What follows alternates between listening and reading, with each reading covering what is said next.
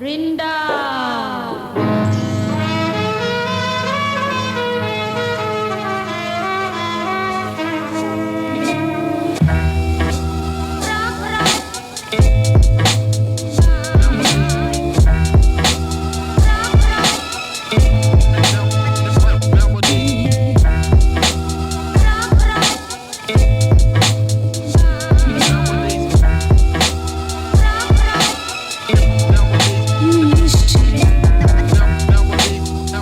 So somebody wanted to interrupt Daddy's workout session. Hey guys, so for a long while now, people have been asking me to do some video editing tutorials, and tonight I had a little bit of free time, so I thought I'd just sit down and teach you guys how to do one of my favorite video techniques, and that is the cloning technique. And what the cloning technique is well, it's pretty much this. This guy sitting right next to me now, he's not my twin, he's not my friend, dressed up as me. He is me, and the way that you do this effect is it's really easy. You literally shoot it twice. So I've shot one shot of me sitting down here like this, and then I've shot a separate shot of me sitting down like that, and I've just simply merge them together.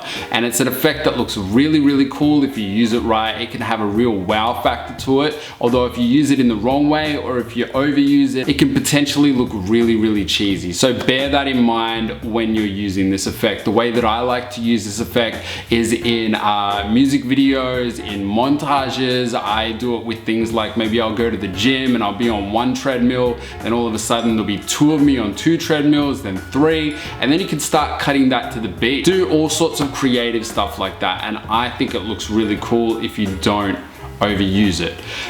One thing that you really have to bear in mind when you're doing this effect is lighting. You want the lighting to be as consistent as possible. So when I shoot both of these shots, the lighting is going to be exactly the same. It's a lot easier to do at night. You can still do it in the daytime, but if you're going to do it in the daytime, try and either do it on a really cloudy day where the clouds aren't moving really fast and you can nail that consistent lighting shot, or maybe on a day where there's no clouds at all. But if you're doing it on a day where you've got fast moving clouds and the light's constantly changing, then it's not gonna work. Another thing you really need to bear in mind is you need to have a tripod. You need to shoot both shots in the exact same framing. Otherwise it's not gonna work. So I've got a tripod on this camera right now, and the frame is identical in both shots. So it's just really easy to merge those shots together. And that's pretty much all you need to know. It's a very simple effect to do. Later down the track you can do other things where you add movement to it, and then you start keyframing those shots,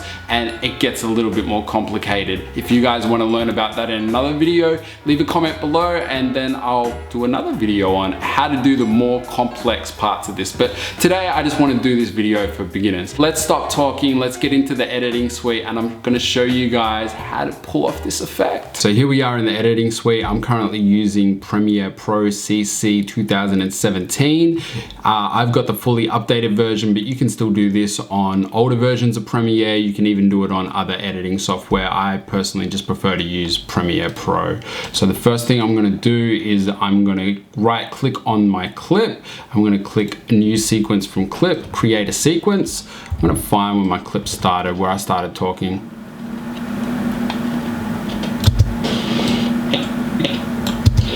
There we go, that's where I start. Now, I made a little bit of a mistake when I was recording this. I probably should have shot it in two separate clips. I shot it as one long continuous clip. So the parts where I sat down are at the end of this clip. So first what I'm gonna try and do is I'm gonna find where I'm supposed to come into the shot.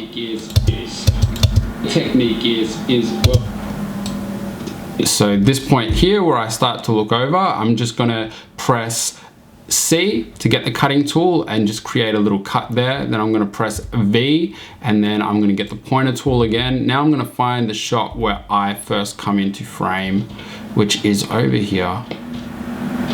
So there we see my shadow first start to come in right there. So I'm just gonna C, cutting tool, then V back to the pointer. Now I don't want all this audio that's underneath this track. So what I'm gonna do is I'm gonna click unlink. And what that does is it unlinks the audio file and the video file and makes some separate pieces of information. And now I'm going to drag that video file over here to where I want my clone to come in. So I'll play it like this, and all of a sudden you can't see the Jamie on this side of the image. You can only see the Jamie on that side of the image. So what I'm going to do is come over to effects, type crop, grab the cropping tool, and I'm just going to drag and drop that on here, double click effects, or as it did before, it should just automatically come up. Now I'm going to just use the cropping tool and just, you know, do this and create some separation there. And now we have two Jamies in the frame. It's as easy as that. But one issue that I'm having is, well, actually I'm having two issues. One issue I'm having is you can see a little bit of a line between us. So it's not as obvious on this one as it could be in other videos, but in most videos you're gonna see a little bit of a line down here. So to get rid of that line, I'm gonna use the edge feather tool. And what that pretty much does is it just morphs the two clips together and makes it look a lot seamless. But the other issue that I'm having is one that I didn't actually anticipate when I was filming this, is you can notice I have a shadow over here, but there, this frame is actually cutting that shadow off. So when I play it, all of a sudden that shadow moves and the viewer becomes really aware that something is about to happen and it's not seamless, and I don't want it to look like that. So I'm gonna have to try and figure out a way to get rid of that. And the way that I'm gonna do that is I'm gonna actually drag this video a little bit further back. Now, had I shot maybe like a minute's worth of just the couch, that would be fine. But I didn't actually do that. There was a bit of movement going on. Actually, yeah, so see over here, there's some shadows changing and stuff. So it just looks too obvious. So what I'm actually gonna do is I'm just gonna get this clip here and I'm gonna cut that, and I'm actually going to get right to the point before it gets in. And I'm going to zoom right in there, right click and click add frame hold. And what a frame hold is a frame hold is like taking a photo.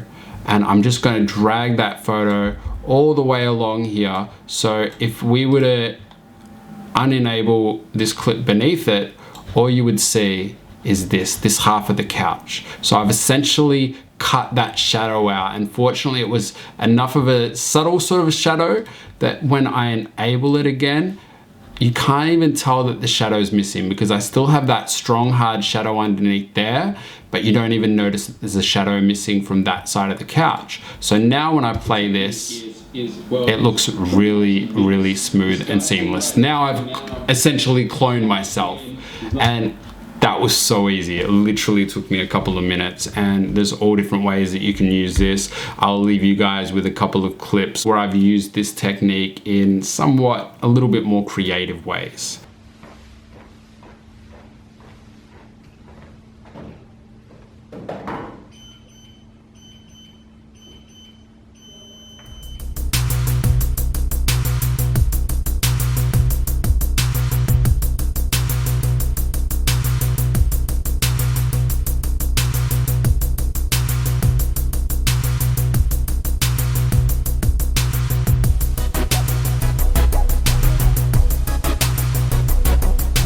That's it for today's video. If you liked today's video, please give it a thumbs up, leave me a comment, some constructive feedback, or if you want me to do some tutorials on other things, let me know what you would like a tutorial on, and maybe I'll do some more videos like this. Anyway, I'll see you guys in the next video, which is going to be another family vlog.